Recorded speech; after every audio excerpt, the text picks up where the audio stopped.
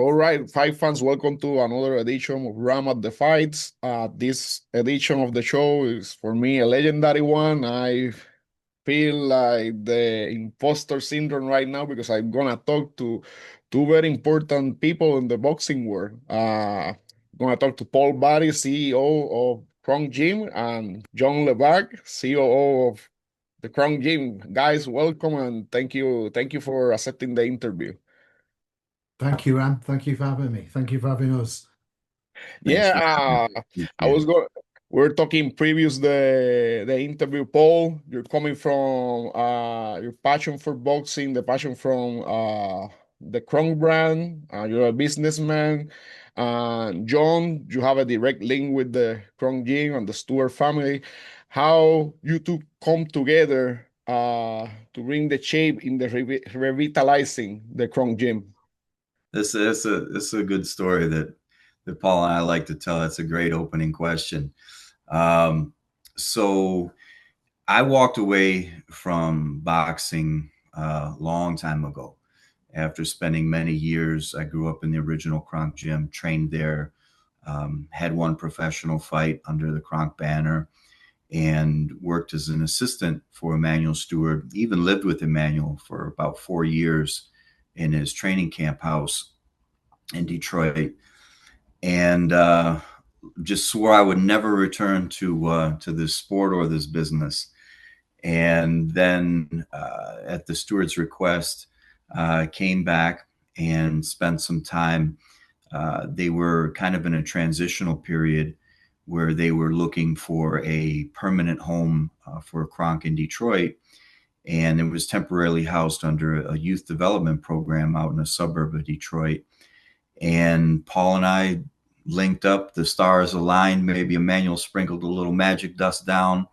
And one night I was in my kitchen on the phone with Emmanuel Steward's daughter, Sylvia, who held the trademarks to the Kronk brand upon her father's unfortunate passing. Um, and I said, Sylvia, I got the guy.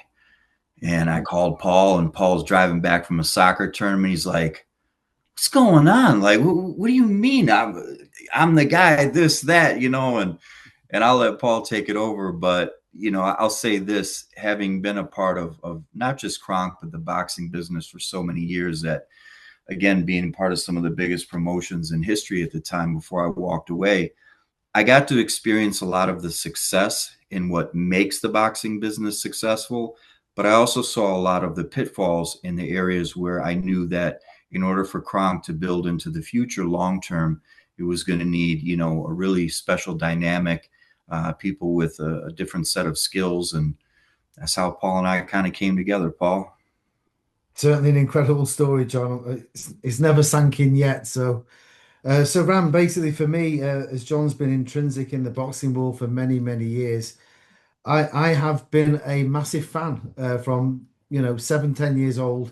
Massive fan of boxing. My dad was a huge Muhammad Ali fan. That's where I got my passion from. But my career's been in IT and IT leadership for 31 years. And because I met my dear friend and brother, Mr. Lepak, a year and a half ago, I retired from what I was doing and resigned and to take on this amazing project full time because I believe so much in it. We believe so much in it, and we can both talk for hours on what we can do with it, why it wasn't here, and how this happened. But what we focus on, what we've got, and putting Kronk back in the forefront of everyone's eyes from a boxing perspective, a community perspective, and a business perspective. And we've got a hell of a lot of work to do, but this is an enormous brand, and we're building. We're one of the probably the few people in the world that get the chance to own the trademarks to a sports franchise. This isn't a nostalgic comeback and let's get some shirts out there because the world's missing Kronk. No, not at all. In fact, John and I have got an amateur team trainers meeting tomorrow down at the gym, and there'll be certainly expectations laid about what Kronk is, what it means, and what we expect of those kids in those tournaments. Because we're coming back because we want to be the best, and that's the only goal we've got. So we can share as much or as little as you want of that, Ram, as we go forward. Oh, and you mentioned something very important there, that it's not just a comeback, it's just not showing the colors, the brand, but it's also uh bringing what the brand means, and that only means not only bring the fighters out there, but I know Kronk, by doing my research, all the all the good things they do for the community also. And my next question will be, that is involved in the rebranding of Gronk, right? Not only put out the best boxers out there, but also continue the community labor that was done before. Yeah. That was a part where a lot of people focus on the accomplishments and achievements of Emanuel Steward that led him being into the Hall of Fame. And he was, I should say, it's worth noting, a Hall of Fame trainer and manager. And Emmanuel was huge on community. Not just the original Kronk Gym was located in a community center, but Emmanuel was huge on community. And Emmanuel did most of his giving, I would say, in private. He did it for the cause, not the camera. And pre social media era, of course. But Paul and I are very committed. We've had a lot of meetings recently with a lot of community leaders. We were just out yesterday or the other day at a trick or treat event hosted by one of the Lions, giving out candy to the kids.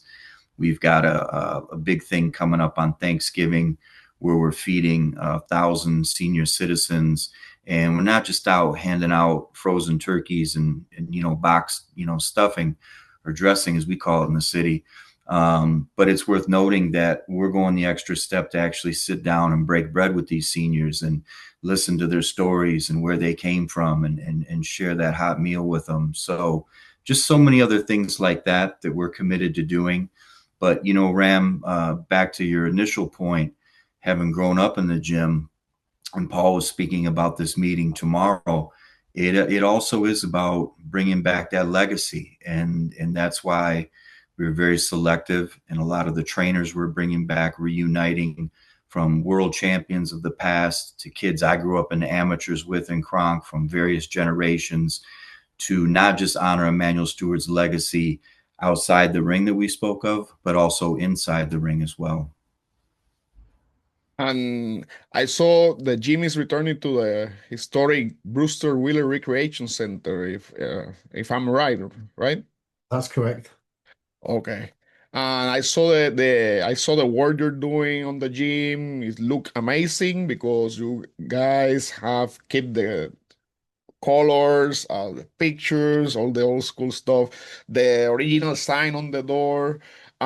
When you guys were doing that, what was a most or a part of the sign? Like what things or what essence of the old gym that you guys said this has to be in the new gym?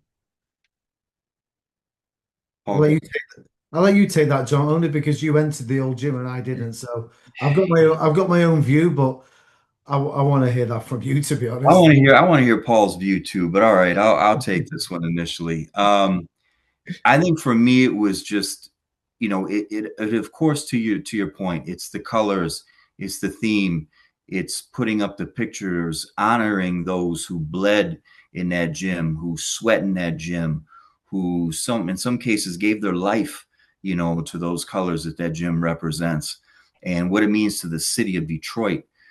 Kronk just wasn't a boxing gym, and nor will it be just a boxing gym. It's a pillar of strength. It's a beacon of hope, and it's a light sometimes in the darkness for kids that don't know where to go. And I will say this, the biggest part for me, aside from what I had just mentioned, was making sure that, again, we brought back as many people from past generations of Kronk to make sure that those same values and skill sets, and as a lot of people refer to it as the Kronk style, will be taught and carried on at this next generation of, call it, Kronk 2.0. Mhm. Yeah, for me, Ram, it was the door. Now I've heard so much about the old gym, brilliant stories of the old gym, and as a kid, seeing pictures in ring magazines or boxing news of that famous red door. So for me, that always signified a gym that says, this door led many to pain and fame. And just just thinking of that when you're not living in that demographic and you're, in my case, a kid, younger man in England, thinking, what the hell must that be like to walk into that door? Not only you know what's behind it, but holy shit, you see that as well, and you open the door, and I hear about the heat shimmer that you get. You're just walking into a cauldron. So for me, when I saw that appear on our new door at the gym, for a lot of the old timers that have been through just to have a sneak peek, it really captures them. And for us, again, going back to the point I made that this isn't just a glorification of a former brand, we're bringing this back to succeed at the highest level in the sport. I want everybody that walks into that gym, when they're in that reception, it's adorned with everything Kronk, but you see that door, when you walk in there, it's fucking game on. And that's what we're going to do in this gym. You're not here to mess about, you'll be found out. Now, there's two elements to the gym, Ram. We've got the fitness area, and there'll be fitness enthusiasts that'll be training very hard. But there'll be a little break, 6 a.m. to 3 p.m., clean up, and then amateur and pro come in. So we've got two models in the same gym, but each community is going to feel like it's their own. So it's their special place. But whoever walks in there, it's not for the faint-hearted at all. Wow, no, you guys, hearing you guys answering that question gave me chills, like fire me up. Like as I told you at the beginning, I'm a bit nostalgic. Grew up watching boxing. I know what the brand means, and seeing you guys fire up, doing this, it gets me excited too. And I really like. Hopefully, one day I can visit you guys there and open that door too, and see Yeah. what it feels. Listen, so we've got a lot of Chicago connections. Emanuel Steward won as an amateur his national Golden Gloves title in Chicago. I have to say that one of Emmanuel's most near and dear friends, Mr. Perry Mandera, if he happens to catch this, we love you, Perry, and thank you for all your support over the years for Emmanuel and the Kronk team. We had Donnell Nicholson, 1992 Olympian, one of my closest friends from the Kronk days. He came from Chicago. Gerald McClellan was from Rockford. Of course, Emmanuel trained Oliver McCall. I was a part of that training camp when he won the heavyweight title from Lennox Lewis and that big upset. And then we're working on a lot of things with Bobby Hitz. Again, a man that our relationship extends far beyond business to friendship, where, it's not too many people in this day and age where you can shake their hand and their word means more than any contract. And that's a big shout out to my man, Bobby. Yeah, man. Shout out to Bobby too. I had the opportunity to do an interview with him. Yeah, talking to him was also like He's I old have school. the same feeling that I'm having right now. It was the same feeling when I was talking to Bobby when he was talking about all the history. I mean, it was like talking to encyclopedia. And thanks to him, now I got to know you guys too, and that really means a lot. So I saw the you don't have like a date yet for the opening of the gym, or you're still working on it? We are still waiting for a date. So internally, we are completely ready. The gym, barring the odd shelf and a few pictures to go up, we are good to go. It's a very old building that's been inactivated for 37 years. The Brewster Wheeler Rec Centre. Joe Lewis trained there. Emmanuel once trained there. Diana Ross sang there. Steeped in history. It was saved from a demolition order. And what I'm getting to is, Ram, that the surrounding infrastructure was somewhat corroded, which wasn't really a problem of ours. But the construction team have been working very diligently with the city of Detroit. 95% of the repairs have been done. We're hoping to find out next week that we'll be clear to open by mid-November. We're not publicising that yet because it's not fact, but it's very short amount of time. John and I saw our project manager down at the gym yesterday, and he gave us a very reassuring update. So we're ready to go. As we mentioned, tomorrow we've got the amateur team trainer meeting. John's already secured more or less a fully fledged amateur team. So we're ready to go. We can't wait to get this gym open. It's been so well received.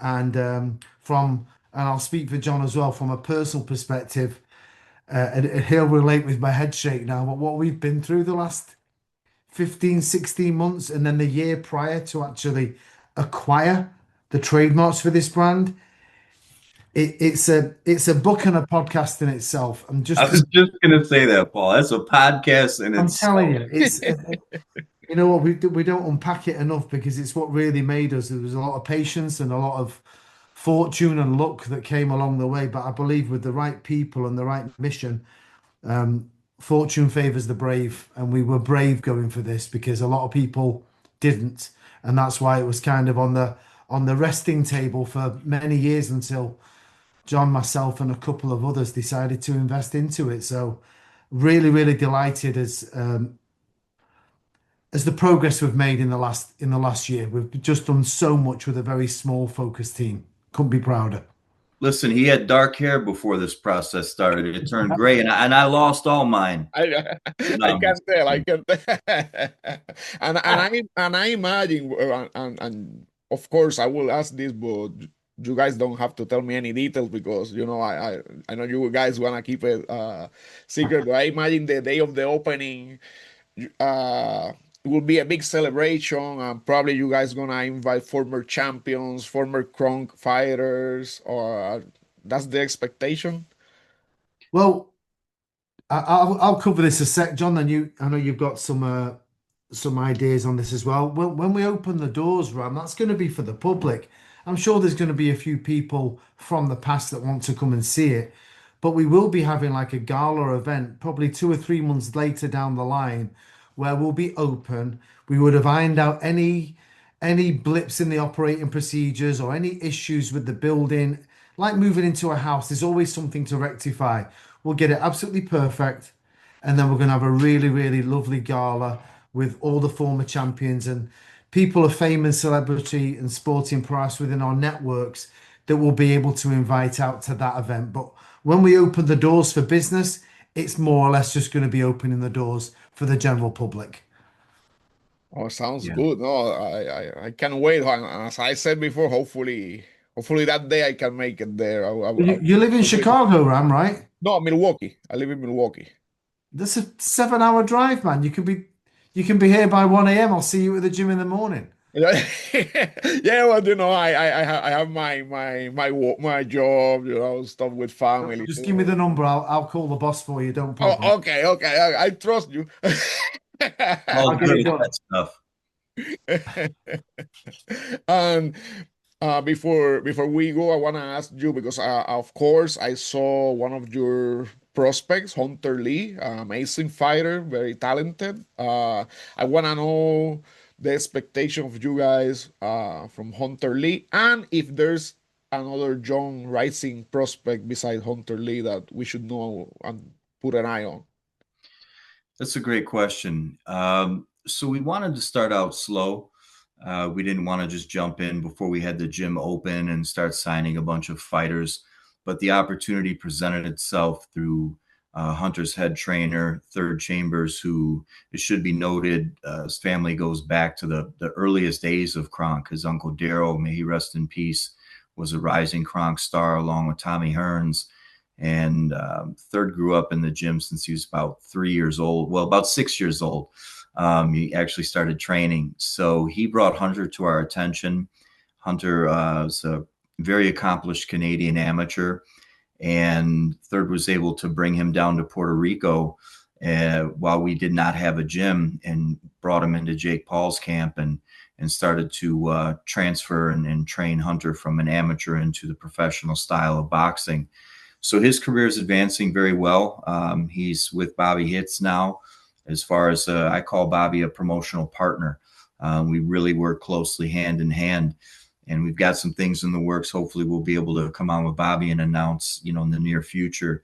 But we also have a young prospect named William Meyer, who trained in Kronk from the time he was old enough to put on a pair of gloves. He's been trained by Milton McCrory, one of our early world champions, since he began boxing. Highly accomplished student athlete. He's going to serve also as a great role model for our kids coming up in the program, not just as a fighter, but assisting them in life's process outside the ring. But I think to close out the answer on my end would be, now that the gym is going to be open and we've got a home base, I'm back home. I'm back in the kitchen cooking. And like Walt Smith used to say, you can't cook with cold grease, baby. So, I'm back in the kitchen, and I'm just looking forward to being able to get back to doing one of the many things that Emanuel Steward taught me, and that's going out and scouting talent locally, nationally, and in some cases internationally, and really bringing back this powerhouse and bringing back some world championships, amateur and professional, to the great city of Detroit. Sounds good. Paul, you want to add something to Yeah, our Hunter I, League? I would Or I would like to, Ram. No, 100% agree with everything John said, and all I'll say is that for Hunter now, he's our lead pro, and I'm actually taking this from John, what he said to me the other day, because it really resonated with me, because he's been around boxers in a gym and I haven't. But right now he's top dog in that gym because he's the only one. There's another young man called William that John mentioned that's not made his debut yet. There's going to be other fighters coming in, and many fighters will want to be top dog in that gym. And I'm looking forward to seeing how all of these fighters, who's the dominant one, who's the best one, because with Hunter, very, very, very good amateur career. There's no reason why he can't become a world champion of some organization, but that's down to him. He's got the platform that a lot of fighters don't have. 4 round fighters. He's got a tremendous platform from a commercial perspective, physical perspective, mental health perspective. We look after our fighters because we realize that there's no there's no referees, there's no cut man, there's no promoters, there's no nothing without the fighter. And too often they're bottom of the totem pole. So we elevate. But with that, we expect the hard work, the dedication, the focus that separates contenders from the champions. Hunter's got the capability, so I'll just leave it as it's down to him. He's got the amazing platform.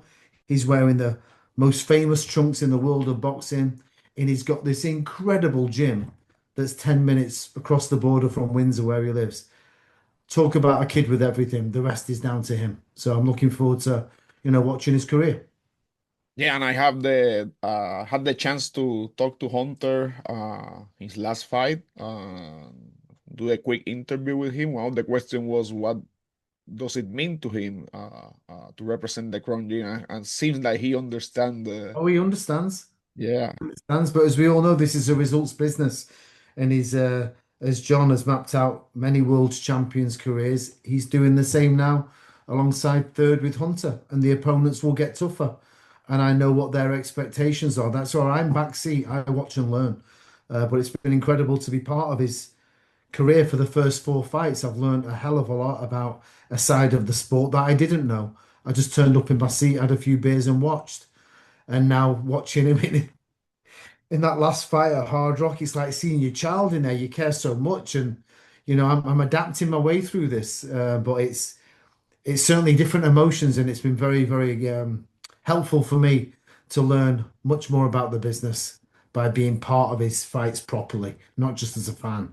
If you don't mind, I want to have Paul elaborate on something, but I'll say this first. It's funny for me because having been there, done that so many times, Ram, like for me, it's like, all right, it's fight time. Let's go. Of course you get some butterflies and, you get the emotional buildup going into the fight. But like I was telling Paul, counting down the moments to the fight, we've done all we can do. And if he's not ready by now, any fighter, when it comes down to the time that knock on the door in the locker room happens, if the fighter's not ready, we can't do anything about it. At the end of the day, he's got to go out there and he's got to perform. But to the point I'd like Paul maybe to elaborate on a little bit is I make sure everything is handled for the boxer's needs in the training, in the preparation, again, making sure everything is handled on the boxing side of the house. But Paul, if you don't mind, maybe you could share with the viewers some of the things that separates Kronk from a lot of the other boxing organizations, things we're doing outside the ring for the fighters to provide life after boxing. Because as we know, a career can end after one fight. Yeah. Yeah. No, thanks, John. I'd love to talk a little bit about that. So In terms of that, we've all seen, unfortunately, so many times over the years, many fighters of all skill levels have ended the game broke. Unfortunately, brain damaged and not able to carry on with their lives because of the punishment of the sport. So something that's really resonates with us as a business is the financial literacy, the wealth management training, the tax management, the leadership and mentorship, the coaching. Just the other day at the event, John said we were at handing out Halloween. I'm talking to Hunter about his LinkedIn profile. He's never on there. I want him to sharpen it up. You look at the amount of fighters that are on LinkedIn talking about their sponsors, posting in a professional manner, not just your Instagram and TikTok nonsense, like real business stuff. And that's the business side that I want these fighters to understand. They are a product and they've got something to sell, their personality, a touch to the community, a great win, or maybe a mea culpa after a very bad loss because it was his fault. Use these platforms. So we're teaching them all sorts of these skills. So if heavens forbid something did happen to any of our fighters, we've got some money stored for them in the 401k. John labeled it 401 Kronk, which is a brilliant name. And we'll just make sure these kids have got access to a portfolio, take part in opportunities. We bring in our own network of tax people and wealth people, life coaches, and we help them. Like I said earlier, Ram, he's got this unbelievable platform, and any fighter that joins us. In fact, I won't mention the name, but there was a heavyweight that John and I met a month or so ago, and we could really tell what we were saying to him blew him away. He'd never heard anything like this. And why? Because, with respect, a lot of boxing organizations, the fighter is the bottom of the totem pole. And that has to change in this sport because without the fighter, there's nothing else. So we'll give the platform and we expect obviously hard work in return, but out of the game, when the game's over, we want to bring them back into the system, not just to be out there, get them in punditry with a brand like Kronk.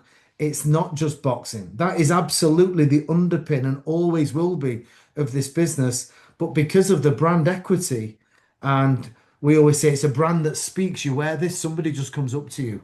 There is so many revenue streams to uncover from a business perspective in merchandise, activating the gym, franchise of the gym, sponsorship, all revenue that we can explore. So a fighter that doesn't make it after 10 fights with 4 losses, or heavens forbid a fighter that gets injured, there is many ways we can re-employ that fighter, keep them around the gym, share their experience, but also take the business forward. So we're very fortunate with a brand like this. We're not just running a spit bucket boxing gym. There's so much more behind it, and it's very appealing for people.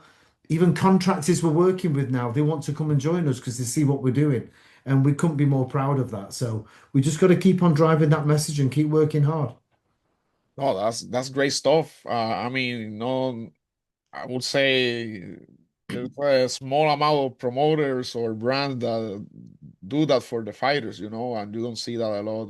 Sadly, for most of the fighters, sometimes it ends bad, and not only for them, for their family too. It's a shared responsibility. So, but that's great stuff. Not only you guys are doing it for taking care for the fighters outside the ring too. That's really means a lot. Uh, well, guys, running a bit out of time. This has been, uh, man, as I told you guys, I'm having chills right now. Talking to you guys. Great conversation. I will be say if this right now, this I have this channel. I probably a bit more than a year. This will be top 3 interviews of all time for me. The conversation, and I hopefully we do this again in the future because I feel there's a lot more to talk about. We got a few surprises coming for the folks out there. So stay tuned, as I always say. Okay, there you have it, guys. Paul Bhatti, John Lepak, thank you for your time. Appreciate you for coming to the show as guests. To the people, follow the Kronk Gym. the legacy behind it for the casual fans out there. We're talking about more than 40 world title boxers, more than 100 amateur champions. Think 4 Olympic gold medalists. 5. So there's a legacy there. So and they're coming back strong, and the legacy continued. Kronk is not dead, and these are the guys in charge. Thank you. Happy birthday, Miguel Cotto. Yes, Yes. sir. Oh, yes, sir. Hey, I have this part of the show when I ordered my first shirt. The poster here is always part of of Thank you. my background. So it's really nice. I really like it. Good. All right, guys. Thank you. Thank you very much. Thank you.